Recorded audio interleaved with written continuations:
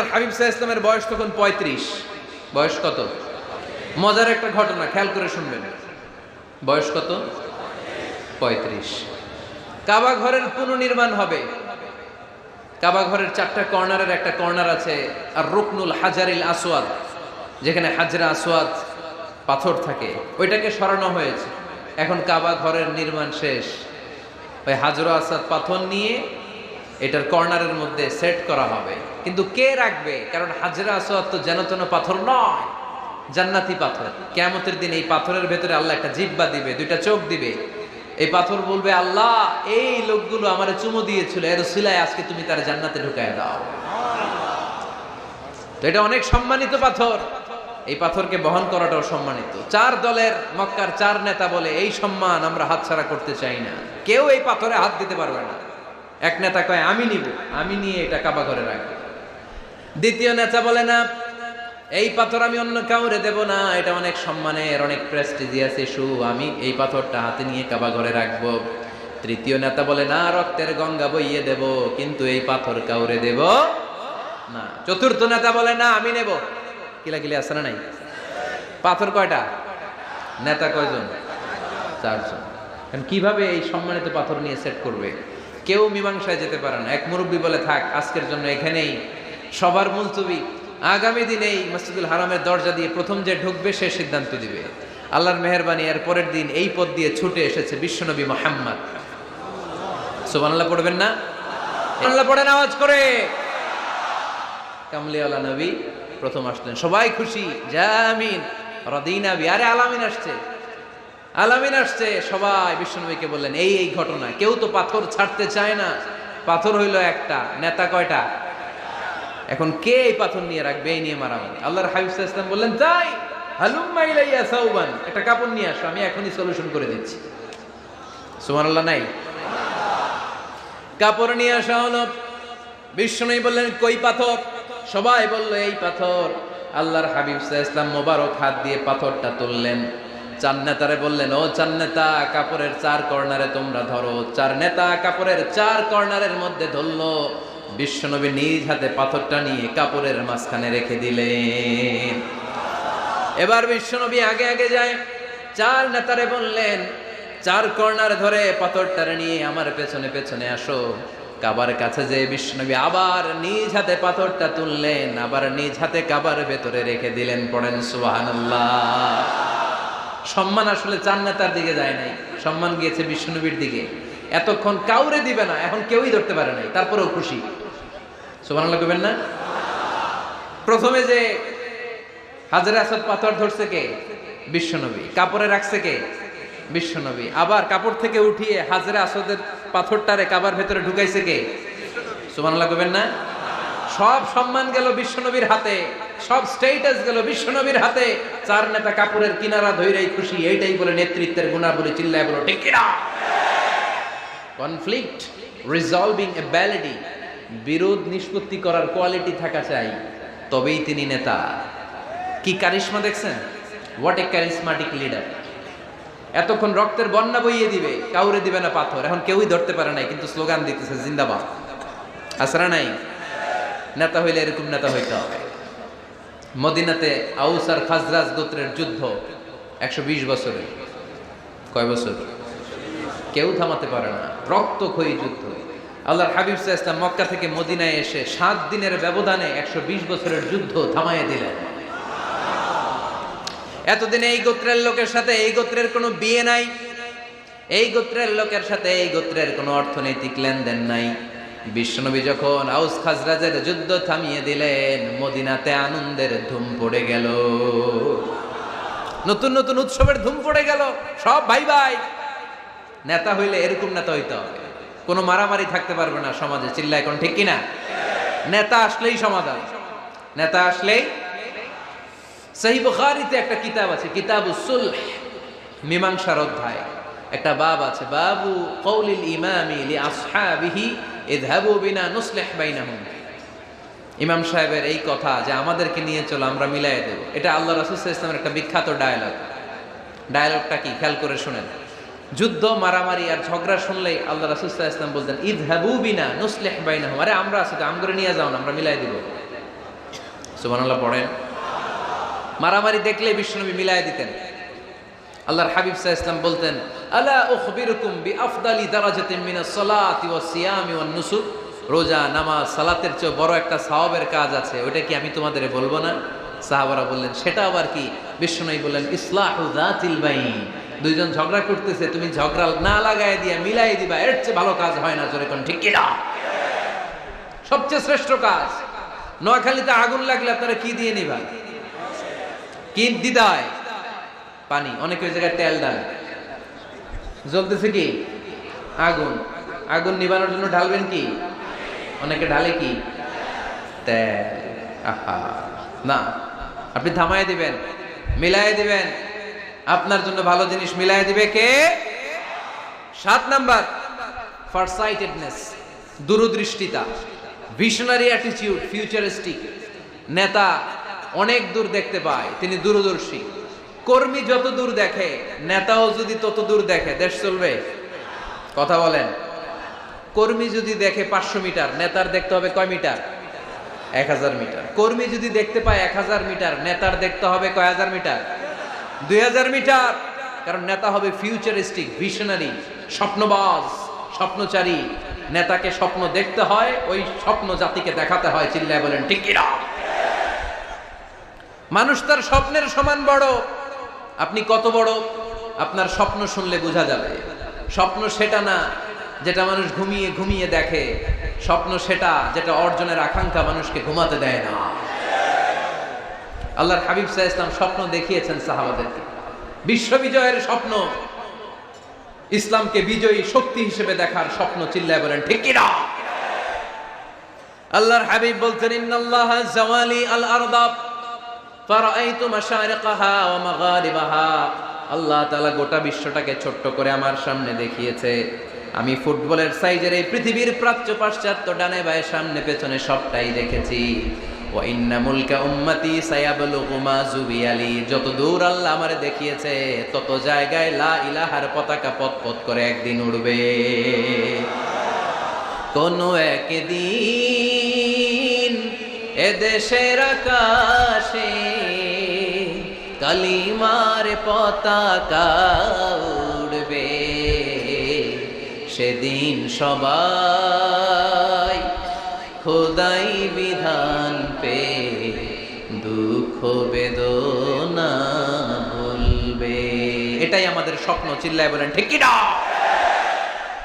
স্বপ্ন দেখতে জানতে হয়। সুলহে হুদাইবিয়া চলতেছে, সন্ধি। 1400 সাহাবা নিয়ে বিশ্বনবী মক্কায় আসলেন উমরা করতে। কাফেররা বলে, গো ব্যাক, অ্যাবাউট টার্ন, ফিরে যাও, হবে না। আল্লাহ রাসূল সাল্লাল্লাহু আলাইহি ওয়াসাল্লাম অনুরোধ করলেন, দাও না, উমরার নিয়ত করে এসেছি। ইজার আর রেদা পড়ে। কাফেররা বলে, না, আগামী বছর, এই বছর হবে না, চুক্তি করো। চুক্তির মধ্যে লেখা হলো, মা খাবা আলাইহি মুহাম্মাদুর রাসূলুল্লাহ। ঠিক আছে, চুক্তি 10 বছরের, মুহাম্মদ রাসূল সাল্লাল্লাহু আলাইহি ওয়াসাল্লামের পক্ষ থেকে চুক্তি। কাফেররা বলে, না, আমরা তো তোমার রাসূলুল্লাহ মানি না। তোমার রাসূলুল্লাহ মানলে তো মা সাদাদনাকা আলা শাই, তোমার সাথে কোনো ঝগড়াই নেই, রাসূলুল্লাহ কাটো। সাহাবীরা তেড়ে উঠলেন। ওমরে ফারুক বলেন, মুখ সামলে কথা বল। সুহাইল ইবনে আমির, তোর জিহ্বাটা আমি টেনে ছেড়ে ফেলবো, সাবধান। আমার নবী শেষ নবী, শেষ রাসূল মুহাম্মদ রাসূলুল্লাহ কাটার ক্ষমতা কারো নাই। আমি ওমর বেঁচে থাকলে কেউ কাটতে পারবে না। বিশ্বনবী বললেন, ওমর সরে যাও, কেটে দাও। সুবহানাল্লাহ কইবেন না? মুহাম্মদ রাসূলুল্লাহ কাফেররা মানে না। কাফেররা কয়, তুমি লেখো মুহাম্মদ ইবনে আব্দুল্লাহ, আব্দুল্লাহর বেটা মুহাম্মদ। কারণ মুহাম্মদ রাসূলুল্লাহ যদি এই সন্ধিতে থাকে, চুক্তি, তার নিচে আমরা সিগনেচার করি, তার মানে এটাই প্রমাণ হয়ে যায় আমি তোমাকে রাসূল বলে মানি। আমরা কাফেররা তোমাকে রাসূল বলে মেনে নিয়েছি। নো, তোমার রাসূল বইরা মানলে তো খেলা এখানেই শেষ। কাটো, রাসূলুল্লাহ লেখা যাবে না, লিখতে হবে আব্দুল্লাহর বেটা মুহাম্মদ। কোন সাহাবারা রাজি হয় না। কথা শুনতেছেন? সাহাবারা বলে, রক্তক্ষয়ী যুদ্ধ হবে, আমার নবীর নামের পরে রাসূলুল্লাহ লিখতেই হবে। বিশ্বনবী বললেন, কেটে দাও। কারণ সাহাবারা দেখতেছে এতটুকু, বিশ্বনবী দেখে অতটুকু। বিশ্বনবী অন্য প্ল্যানে আগাচ্ছেন। বিশ্বনবী ভাবলেন, 10 বছরের যুদ্ধবিরতি যদি হয়ে যায়, আমি আমার লোকদেরকে ঠিক করব। আমি তারবিয়া, তালিম, তাহজিব, তামাদ্দুন দিয়ে মদিনাটাকে একটা কল্যাণ রাষ্ট্রে পরিণত করব। আমি আমার ফোর্সকে সাজাবো, আমি আমার সাহাবাদেরকে প্রশিক্ষিত করব। এই 10 বছরের ব্যবধানে আমি গোটা বিশ্বকে ঝাঁকি মেরে কাঁপিয়ে নেব। কিন্তু সাহাবারা পড়ে আছে রাসূলুল্লাহর মধ্যে। সাহাবারা পড়ে আছে কই? সাহাবারা এর চেয়ে বেশি ভাবতে পারতেছে না। সাহাবারা বলে রাসূলুল্লাহ কাটা যাবে না, বিষ্ণু বলেন কেটে দাও। তার মানে নেতা কর্মী যদি দেখে 500 মিটার, নেতার দেখতে হবে 1000 মিটার। চিল্লায় বলেন ঠিক কি না? নেতার 9 নাম্বার গুণাবলী, a leader should be very strategic. নেতাকে কৌশলী হতে হয়। কৌশল না জানলে উনি নেতা হতে পারে? বলেন। ডিপ্লোম্যাটিক কোয়ালিটি, কূটনীতি যদি না জানা থাকে নেতা হইতে পারবে? আল্লাহর হাবিব সাল্লাল্লাহু আলাইহি ওয়াসাল্লামের মতো বড় কূটনীতিবিদ পৃথিবী দেখেছে? কথা কন না কেন? দেখেন কি ধরনের স্ট্র্যাটেজি আমার নবী ফলো করতেন। আমার নবী যদি যুদ্ধ করতে কোথাও যেতেন, অ্যাটাক করবেন ডান দিকে, অ্যাটাক করবেন কোন দিকে? খায়বার অ্যাটাক করবেন, খায়বার ডানে। বিষ্ণুবী বের হতেন মদিনার বাম দিক দিয়ে। যাবেন কই? ডানে। আওয়াজ করে বলেন যাবে কই? কিন্তু মদিনা থেকে বের হইতেন কোন দিক দিয়ে? বাম দিক দিয়ে। লোকেশন আর ডাইরেকশন কখনো কারোর সাথে শেয়ার করতেন না। উনি কই যাচ্ছে কেউ বুঝতো না। বাম দিক দিয়ে বের হয়ে অনেক ঘুরে তারপরে ডান দিকে যেতেন। সুবহানাল্লাহ পড়বেন না? অ্যাটাক করার সময় 3টা অপশন দিতেন, choose any of the options. যে বলতেন নাম্বার 1 আসলিম তাসলাম, ইসলাম মানো, ভাই ভাই আমার হৃদয়ে চলে আসো, তোমরাও ভাই আমরাও ভাই, দুনিয়াতেও শান্তি আখিরাতেও শান্তি। এটা যদি ভালো না লাগে, option 2 you pay the tax, we provide you the security. তোমরা ট্যাক্স দিবা, আমরা তোমাদেরকে সিকিউরিটি দিব। ইউতুনা আল জিজিয়াতা আন ইয়াদিন ওয়া হুম সাগিরুন, তোমরা জিজিয়া দিবা, আমরা সিকিউরিটি দিব। প্রথম অপশন মুসলমান হইলা না, আমাদের ভাইও হইলা না। দ্বিতীয় অপশন ট্যাক্সও দিবা না, কাফির থাকতে মনে চায় থাকো, খ্রিস্টান থাকো, ইহুদি থাকো, ধর্মান্তরিত হওয়া লাগবে না, খালি ট্যাক্স দিবা, ওইটাও ভালো লাগে না। 3 নাম্বার অপশন হচ্ছে the sword will decide what gonna happen among আস, তলোয়ার ফয়সালা করবে এখন কি হবে। সুবহানাল্লাহ কইবেন না? প্রথমেই যেই কোথাও অ্যাটাক করতেন বিশ্বনবী, সবসময় ডিফেন্সিভ মোডে থাকতেন, আত্মরক্ষার মোডে থাকতেন। আক্রমণ করা হলে মেনে নিতেন, ধৈর্য ধারণ করতেন। ধৈর্যের সীমা যখন ছাড়িয়ে যেত তখন বিশ্বনবী হাত তুলতেন, চিল্লায় বলেন ঠিক কি না? যুদ্ধের ময়দানেও যখন সেনাপতি পাঠাতেন বলতেন খবরদার নারীদের গায়ে হাত তুলো না, বৃদ্ধাদেরকে মেরো না, শিশুদেরকে মেরো না, ওই এলাকার পাদ্রীদের গায়ে হাত তুলো না, ওই এলাকার গবাদি পশুগুলোকে হত্যা করো না, গাছপালাগুলো ধ্বংস করো না। তোমাদের বিরোধী যোদ্ধারাও যদি তলোয়ার রেখে দিয়ে হাত তুলে বলে আল আমান, সিকিউরিটি সিকিউরিটি, আমরা আমান চাই, নিরাপত্তা চাই, তাকেও মেরো না। সুবহানাল্লাহ পড়বেন না? গোটা বিশ্বকে সভ্যতা শিখিয়েছেন। মক্কা বিজয়ের পরে গণধর্ষণ করেন নাই, গ্রামকে গ্রাম তিনি জ্বালিয়ে দেন নাই, হাজার হাজার লক্ষ লক্ষ শত্রুকে এক বাক্য দিয়ে ক্ষমার ঘোষণা দিয়েছেন, চিল্লায় বলেন ঠিক কি না?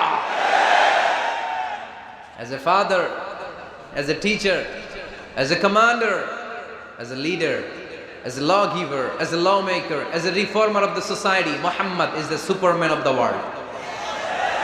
আওয়াজ করে পড়তে হবে আল্লাহু আকবার। কূটনীতি কারে বলে? ডিপ্লোমাসি কারে বলে? স্ট্র্যাটেজিক অ্যাটিটিউড কারে বলে? শিখে নেন। বদরের প্রান্তরে বিষ্ণু ঈসা ইসলাম উপস্থিত হলেন। ওই যে কাফেরদের তাবু, কাফেররা আসছে 3 দিন আগে, মুসলিম সৈনিকরা পৌঁছলেন 3য় দিন। এসে বিষ্ণু ঈসা ইসলাম সবাইকে বললেন কত হতে পারে কাফের, কেউ বলতে পারে না। 2 জন রাখাল পেয়ে জিজ্ঞেস করলে এই রাখাল কয়দিন ধরে আছো? আমরা 1 সপ্তাহ ধরেই বদরে আছি। শুনতেছেন? শুনতেছেন? উনি বললেন ওই যে কাফেররা যে আসছে কয়দিন আগে? কয় 3 দিন আগে। 3 দিন আগে। কত হবে সংখ্যা? কলু কাসীর, অনেক। কত হইতে পারে? রাখাল 2 টাকা জানি না। আল্লাহ রাসূল সাল্লাল্লাহু আলাইহি ওয়াসাল্লাম চিন্তায় পড়ে গেলেন, কারণ ওনার যুদ্ধে অ্যাটাকের সিস্টেম ছিল শত্রু সংখ্যা কত এটা আমাকে জেনে নিতে হবে। সুবহানাল্লাহ পড়বেন না? অনেক কৌশল হাতড়িয়ে এবার বিশ্বনবী আবার রাখাল 2টাকে ডেকে পাঠালেন, বললেন কাম ইয়ানহারুনা কুল্লা ইয়াউম, ওরা আসার পর থেকে প্রতিদিন খাওয়ার জন্য কয়টা করে উট জবাই করে? এবার ওরা বলল প্রথম দিনে ইয়াউমান তিসআন, প্রথম দিন খাওয়ার জন্য উট জবাই করেছে 9টা। অফিল ইয়াউমি সানি 10, আর দ্বিতীয় দিনে উট জবাই করেছে 10টা। বিশ্বনবী বললেন তাই ইদান আল কওমু মা বাইনা 900 ওয়াল আলফ, তাহলে কাফেররা 900 থেকে 1000 এর মধ্যে হবে। কত ছিল কাফেরের সংখ্যা? বদরের যুদ্ধে কাফেরের সংখ্যা ছিল কত? 1000। কিভাবে নমুনা দেখে আলামত সংগ্রহ করতেন? ওরা কয়টা উট জবাই করেছে, 2 দিনে প্রথম দিন 9টা, দ্বিতীয় দিন 10টা। বিশ্বনবী হিসাব মিলাই ফেললেন যোগ বিয়োগ দিয়ে, কাফেরের সংখ্যা 900 থেকে 1000-এর মধ্যে হবে। হিসেব করে দেখা গেল 1000 সৈনিক এসেছিল সেই বদরের যুদ্ধে। চিল্লায় বলো আল্লাহু আকবার। স্ট্র্যাটেজি জানতে হয় না, তাকে কৌশল জানতে হয়। সর্বশেষ নেতার যে গুণ, এটা বলে শেষ করব, সাকসেশন ম্যানেজমেন্ট। নেতা ভালো নেতা বানায়া যায়, ঠিক কিনা? A good leader produces a good leader. একজন ভালো নেতা তখনই ভালো নেতা যখন সে নতুন করে ভালো নেতা তৈরি করে দিয়ে যায়, ঠিক কিনা? সে যদি নতুন নেতৃত্ব তৈরি করে দিয়ে না যায়, সমাজ চলবে? চলবে? এটাকে বলে দি সাকসেশন ম্যানেজমেন্ট। আল্লাহ রাসূল সাল্লাল্লাহু আলাইহি ওয়াসাল্লাম ভালো সাকসেসর রেখে গিয়েছিলেন, এমন কিছু যোগ্য নেতৃত্ব তৈরি করে গিয়েছিলেন, উনার পরে টানা 30 বছর নেতৃত্ব নিয়ে মুসলিম উম্মাহকে 1 সেকেন্ডও ভাবা লাগে না। চিল্লায় বলো মুসলমান, ঠিক কিনা? ভালো নেতা বানায়। নেতা খালি নেতৃত্ব দেয়, উনি কোনো নেতা বানায় নাই। এটা কি নেতা? কথা বলেন। এবার উত্তর দেন। আমার নবী ইন্তেকালের আগেই যোগ্য নেতৃত্ব তৈরি করে রেখে গিয়েছিলেন কি জান নাই? কাকে রেখে গেছেন? আবু বকর। আরহামু উম্মতি বি উম্মতি আবু বকর, এই উম্মতের সবচেয়ে রহমদিল। আর কারে রেখে গিয়েছেন? ওমর। আশাদ্দুহুম ফি আমরিল্লাহি ওমর। আল্লাহর জমিনে আল্লাহর দ্বীন বাস্তবায়নে সবচেয়ে কঠোর ছিল ওমর। ওনার ক্যারেক্টারিস্টিক এমন ছিল, কথার আগে হাত চলতো। জোরে কোন ঠিক কিনা? আল্লাহর হাবিব সাল্লাল্লাহু আলাইহি ওয়াসাল্লাম বলতেন, লা নাবিয়্যা বা'দি ওয়ালা রাসূলা, আমার পরে নবীও নাই রাসূলও নাই, তবে লাউ কানা বা'দি লাকানা ওমর, আমার পরে যদি নবী হওয়ার যোগ্যতা কারো থাকে, আমার ওমরের সেই যোগ্যতা আছে। প্রভু তুমি বলেছো রাসূল দেবে না, বলনি দেবে না ওমর, বলনি দেবে না হামজা তারি, খালিদ বিজয় সমর। প্রভু তুমি বলেছো রাসূল দেবে না, বলনি দেবে না ওমর, বলনি দেবে না হামজা তারি, খালিদ বিজয় সমর। প্রভু তুমি বলেছো রাসূল দেবে না। সুবহানাল্লাহ পড়েন। আছে ভলান্টিয়ার আছে কোথায়? এই উঠতেছেন কেন? হ্যাঁ, উঠলেন কেন? এই 2 ঘন্টা ওয়াজ শোনার পরে শেষ বেলায় আপনারা উঠে যাবেন না? বিশৃঙ্খলা আমি দেখতে চাই না। একটা লোক প্যান্ডেলে আওয়াজও করবে না, উঠতেও পারবে না। আমার নবী নিজেও ছিলেন শ্রেষ্ঠ নেতা, রেখেও গিয়েছেন শ্রেষ্ঠ নেতা। চিল্লায় বলেন ঠিক কিনা? সাইয়েদনা আবু বকর, সাইয়েদনা উমর ফারুক, উসমান যুন্নুরাইন, আলী রাদিয়াল্লাহু তাআলা আনহু যোগ্য নেতৃত্ব হাতে কলমে প্রশিক্ষিত করে ওনাদেরকে রেখে গিয়েছেন। তাই মুসলিম উম্মার নেতৃত্বে সংকটে পড়া লাগে নাই। জোরে কোন ঠিক কিনা? জি। তো এইজন্য আমরা চাই আমাদের একটা সেন্ট্রাল লিডারশিপ থাকুক, কেন্দ্রীয় নেতৃত্ব, যেই নেতাদের নেতৃত্বে আমরা সামনের দিকে যাব। যে 10টা পয়েন্টস আমরা শুনলাম, আমাদের সব নেতাদের এই গুণগুলো থাকার দরকার আছে না নাই? এই গুণগুলো আমলে নিয়ে মুসলিম উম্মার এই নেতৃত্বের সংকট যেন আমরা কাটিয়ে তুলতে পারি। আল্লাহ তুমি তৌফিক দান করো, আমরা পড়ি আমিন। এখানে বিশাল একটা প্রতিষ্ঠান আছে, এই বিশাল প্রোগ্রাম থেকে শুরু করে অনেক খরচ ওনাদের হয়েছে। স্বেচ্ছাসেবক ভাইয়েরা তাদের সময় মাত্র 2 মিনিট, এই 2 মিনিটে প্যাকেট নিয়ে আপনাদের সামনে যাবে। যার যতটুকু সুযোগ হয়, আমরা কেউ বাদ যাব না। এই প্রোগ্রামের জন্য এবং এই বিশাল মাদ্রাসার জন্য আমরা মুক্ত হস্তে দান করে যাব। এই উঠতেছেন কেন? স্টেজে আমার লেখা কিতাব পাওয়া যাবে। উঠলেন কারা কারা? এদিকে তাকান, যারা উঠছেন এদিকে তাকান, দেখি তাকান তাকান। আমরা দোয়া ছাড়া কেউ যাব না। যাবেন? ভদ্র, নোয়াখালীর ছেলেরা অনেক ভদ্র। বসেন। সুন্দর সুন্দর ঘোষণা আছে কয়েকটা, সুন্দর সুন্দর ঘোষণা। এতক্ষণ তো প্লে কার্ড দেখাইছো, উই লাভ আজহারি। এখন উঠলে হবে? কতটুকু লাভ করো আজহারিরা দেখবো। বসো, একটা উঠতে পারবো না। আমার ভাই রফিকুল্লাহ আফসারি ভাইয়ের অসাধারণ কিছু বই আছে, অনেকে খুঁজে কোত্থেকে পাবে। আজকে এখানে আছে, যাদের দরকার আপনারা নিয়ে যাবেন। আমি নিজেও ওনার একজন ভক্ত, ওনার লেখার ভক্ত। আমি নিজেও ওনার লেখার পাঠক। অসাধারণ লিখেন। কি যেন একটা দেখলাম, নানা আলেম নানা মতে, আমি যাব কোন পথে? আলেমরা নানান মতে, পাবলিক যাবে কোন পথে? আলেমরা নানান মতে, পাবলিক যাবে কোন পথে? তো সুন্দর সুন্দর বই আছে, এগুলো আপনারা নিয়ে যাবেন। স্টেজে উপস্থিত আছেন নোয়াখালী জেলার এডিশনাল এসপি, কই উনি? আপনি? মাশাআল্লাহ মাশাআল্লাহ, কাজী মোহাম্মদ আব্দুর রহিম ভাই না? আলহামদুলিল্লাহ, আপনাদের এই জেলার এডিশনাল এসপি সাহেব আছেন। আমি ওনাদেরকে ধন্যবাদ জানাই যে এত ব্যস্ত মানুষ আমি জানি, তারপরেও ওনারা এই প্রোগ্রামে উপস্থিত হয়েছেন, অনেক শুকরিয়া জানাই। কোম্পানিগঞ্জ উপজেলার ওসি সাহেব আছেন জনাব আরিফুর রহমান ভাই, সাবেক উপজেলা চেয়ারম্যান মিজানুর রহমান বাদল ভাই, আমার নামে নাম